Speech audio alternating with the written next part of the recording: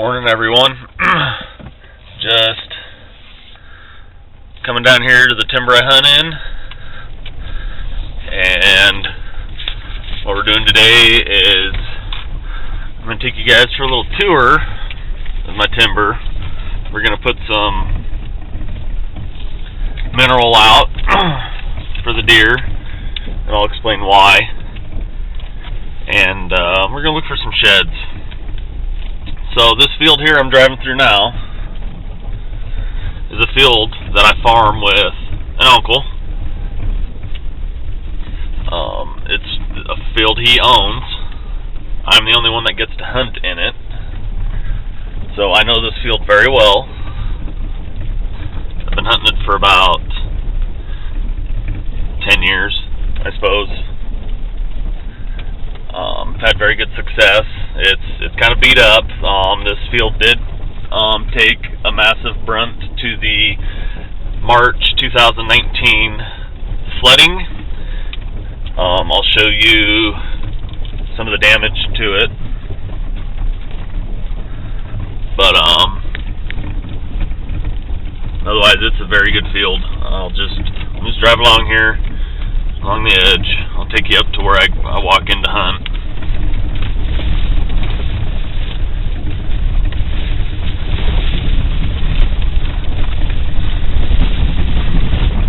A lot of windfall along the edge here. About 4 years ago,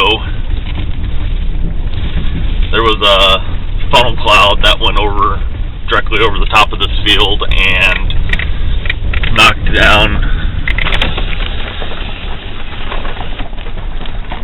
some trees. There's just too much in there to go to try to clean up, so we left it, but it also makes great habitat and hiding spots, so we're just going to leave it. The area I hunt in is actually relatively clear. That's why I continue to hunt it. It's had very good success there. I've shot several nice deer from this spot, but there are other things I would like to do in this timber.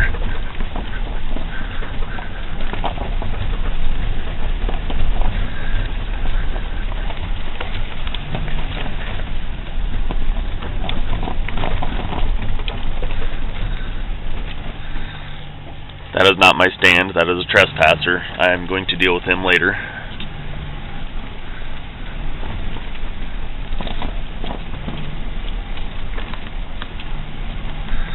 So this field is,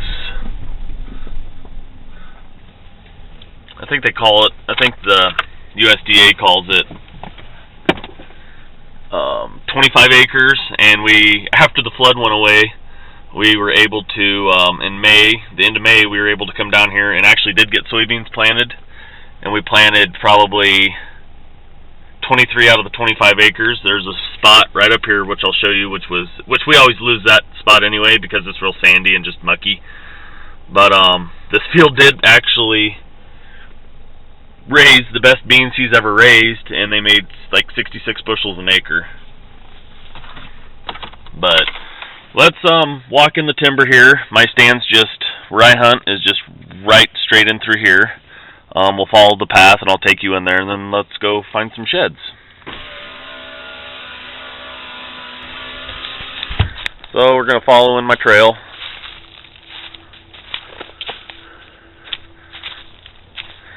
I have blazes made on trees, so that way I know where I'm coming in the dark.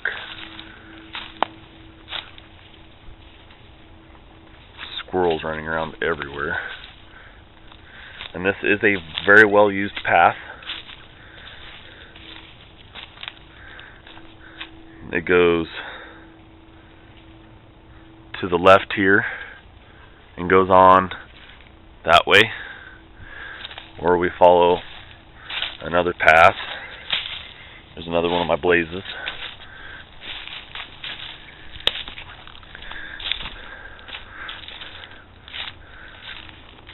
And we follow it on in.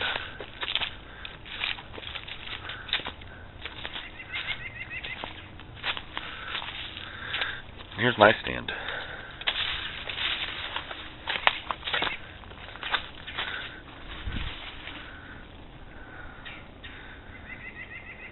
And that crack in that tree was not there last fall. Boy, this has been a very good spot. Very good hiding spots here.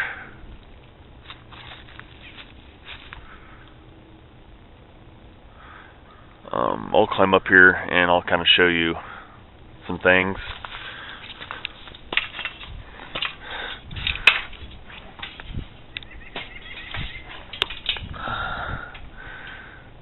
Great. Yeah, that crack was not there last fall. We're going to have to find a new tree. So here up on the top of my stand, the last 2 years when I have harvested my deer, it's been straight out through here. There's a big trail that walks right on through there.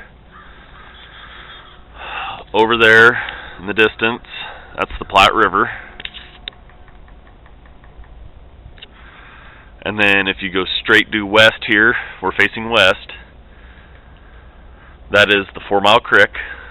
So we're right at the mouth of the 4 Mile Creek, and we'll walk up that way. But last year I had a very nice 5x5 come sneaking in from behind, and he come just walking straight on through here.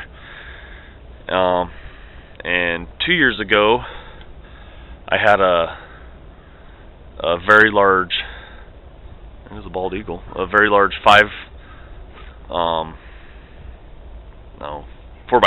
7-point, very large 7-point, come walking in, following hot on the trails of a doe, and about in the same spot. So this has been, there's a lot of activity goes up through here, and all the years I've hunted this is only actually my 4th year of hunting in the timber. I always used to swear, because I'd always see activity in the fields from when I was doing field work, that I needed to be facing the field.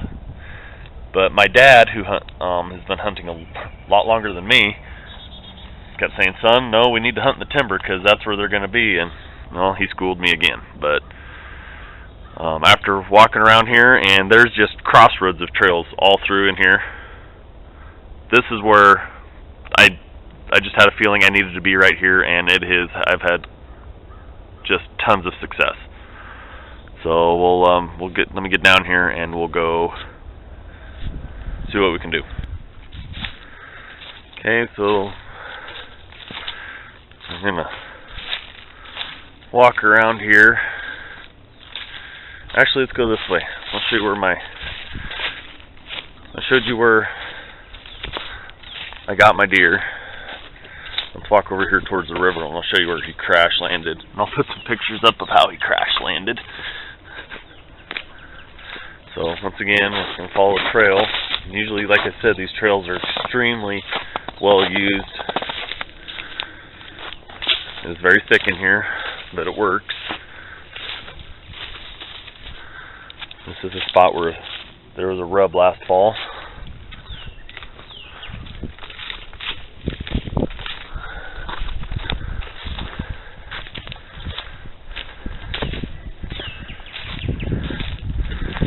More trails.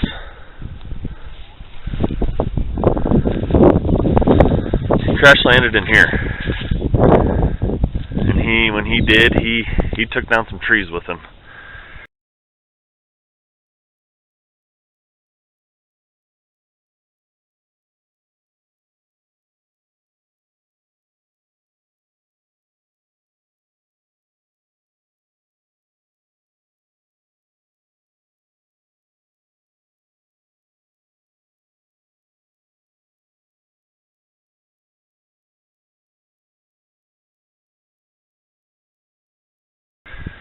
He was a brute. But anyway, let's follow some trails around. I'll take you over the river. See if we can't see some sheds somewheres. I don't know if we will or not. Never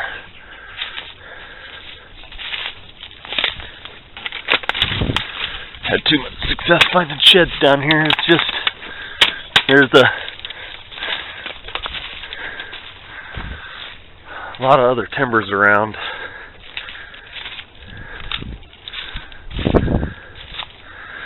See, just trails everywhere.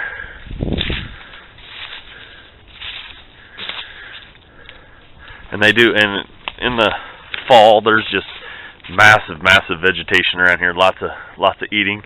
So this is where they hang out and eat. I'm gonna do some clearing in here this summer, well, late spring.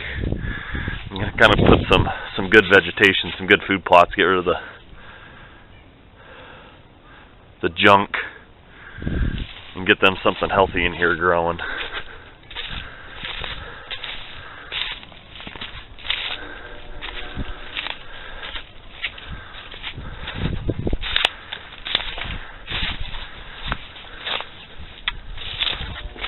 A lot of the damage in here was from the flood.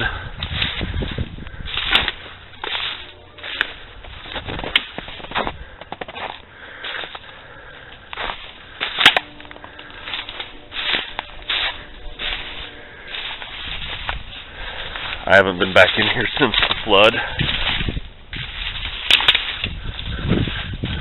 Yep, this is part of the old channel. You used to be able to walk across this.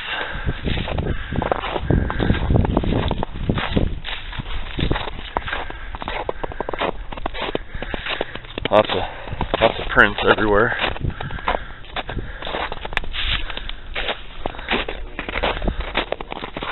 That flood just tore everything up.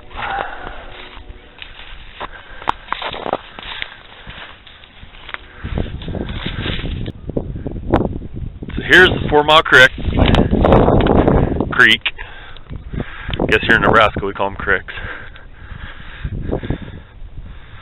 This is the mouth, and walk down here is where the Platte River is.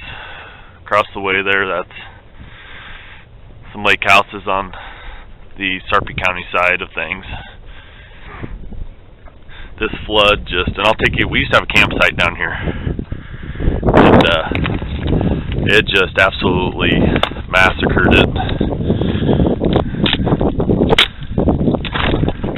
This used to be what we call the point, and it was Reed's canary grass, but it was probably waist chest high in places. Just the deer loved it out here. You'd always see them out here running around it.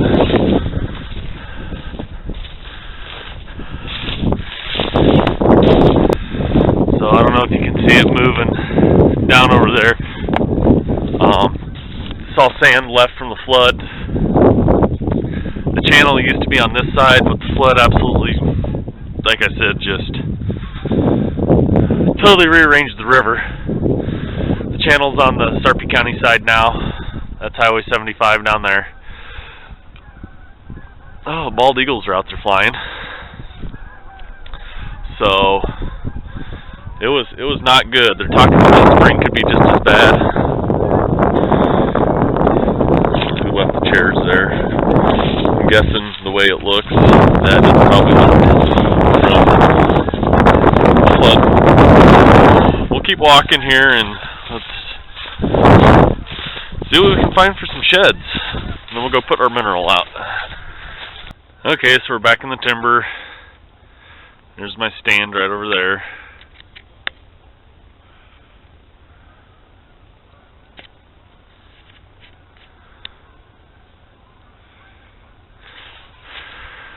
This is the area where the deer always this is kind of like the crossroads in here.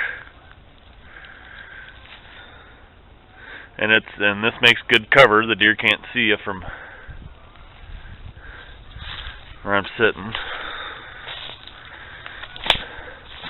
So there's trails that go right, left, straight. This is kind of the area in here where I want to just toss some no-till cover crop down, just to give them something good to eat. I mean, there's a lot of downy brome, Reed's canary grass, probably some green foxtail and giant foxtail in here, as well as weeds. but we'll give them something good to eat. They deserve good stuff too. Try to keep them in the timber.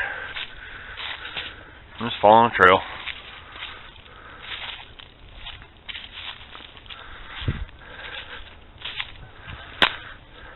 Just windfall is just absolutely horrible through here.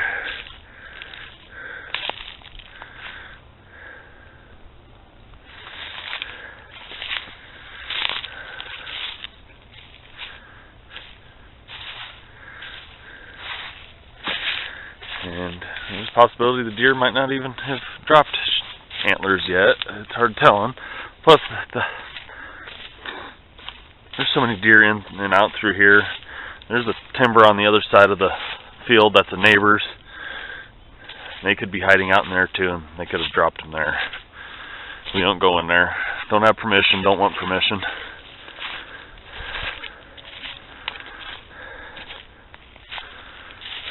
Rule number 1, always have permission from the landowner, but we try to stay away from those guys. They're not stable. Anyways.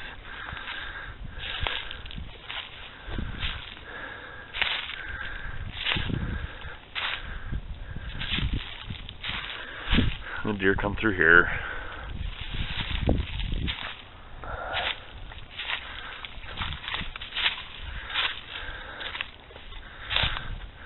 Don't come down to this end of the timber much because it's just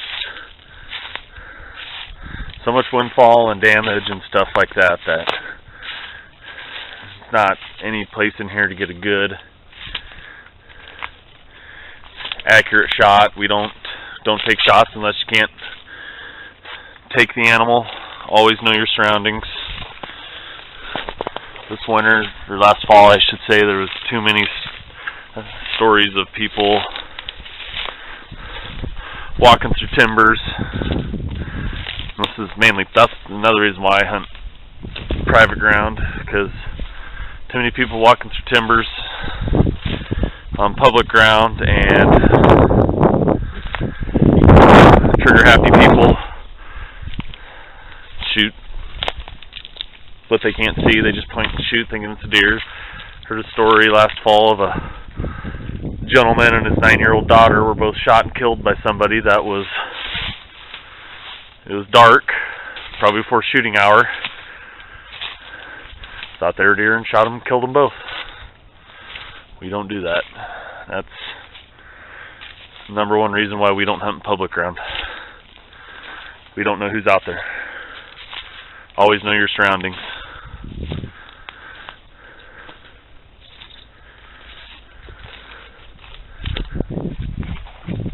Yeah, we don't come down to this side of the timber much.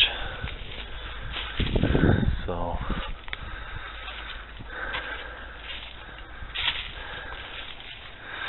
yeah, we'll turn around and we'll head back up and we'll go back to the pickup and get the mineral and stuff and get it laid out. So hang tight. Alright, here's the stuff that I'm using. I've never used it before, and this is definitely not an endorsement, but I just picked these up at our local Baumgars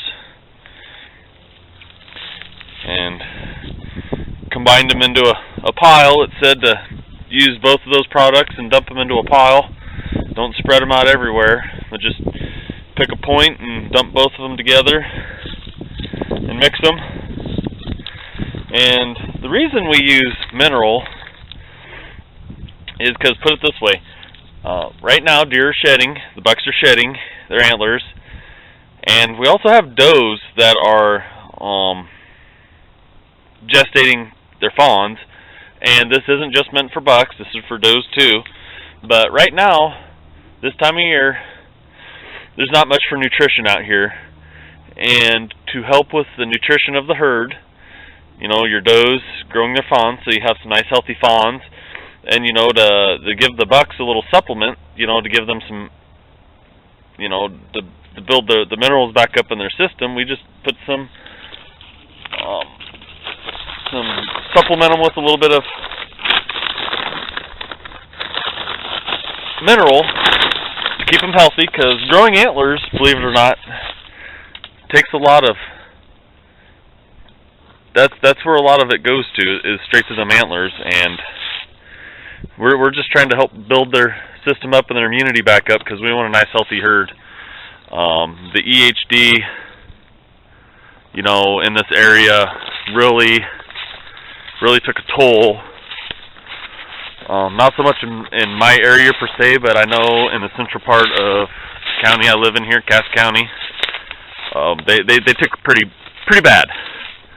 So we're just gonna, I just dumped that pile out here, and I'll come back here in a month, and I'll put a cam on it and see how it goes.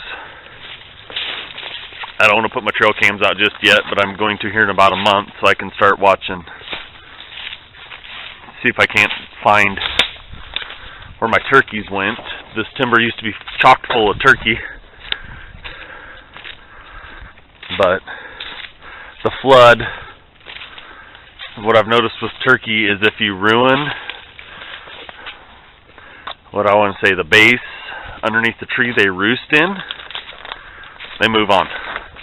They won't stay there. So like I said, the flood went through here, tore the timber all up, and if it disturbed where they roost, or the ground underneath where they roost, then they move on.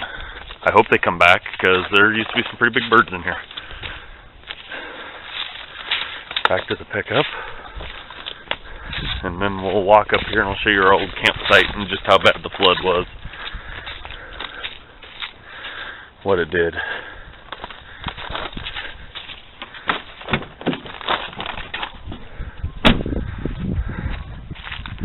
See if we can see the bald eagle nest too. There was a male and a female up in the tree a little bit ago, and it's going to be about time for them to start mating and laying eggs here before too long. Never used to see bald eagles around here either, and then within the last 10 years, the bald eagle population has just skyrocketed, which is great. Love to see them. So this is the area I was talking about that we couldn't get planted. No big deal. We usually lose it anyways.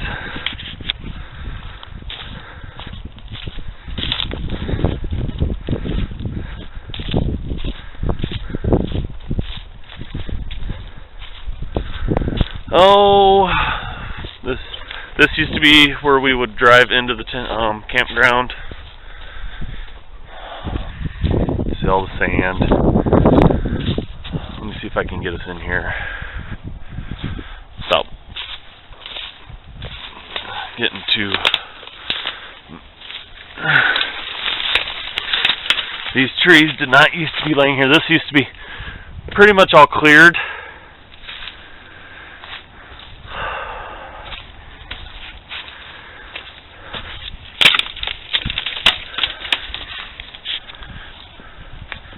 I could have probably picked a better way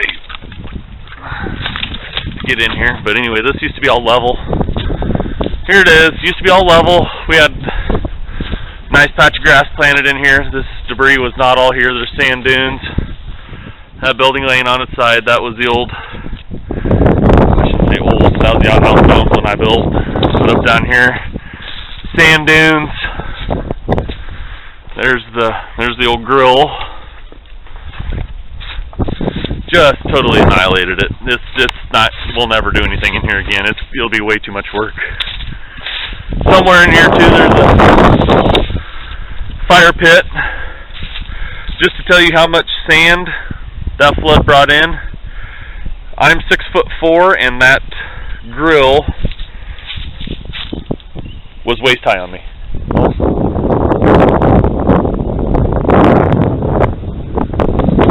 Eagles are flying overhead. I can hear them chirping. So yeah, it's a shame what happened with that flood. Floods are bad. It affected me in more ways than one. I work full-time for a John Deere dealership, and the John Deere dealership I work for I'll see if I can't find a picture and put it up, but we had 9 foot of water in our building.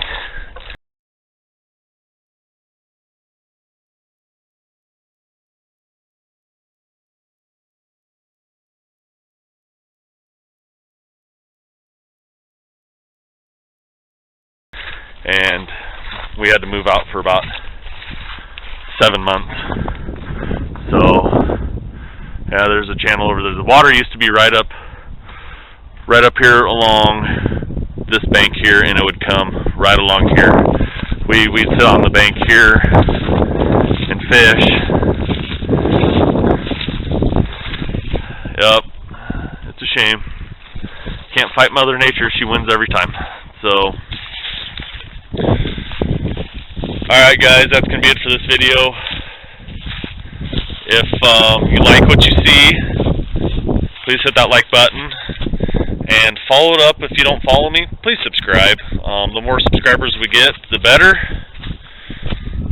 I really would like to get this channel up and going. And I can't do it without your guys' help. So please hit that subscribe button, and I'll keep the content coming. Other than that, y'all have a good rest of the day. Happy hunting, and be safe out there.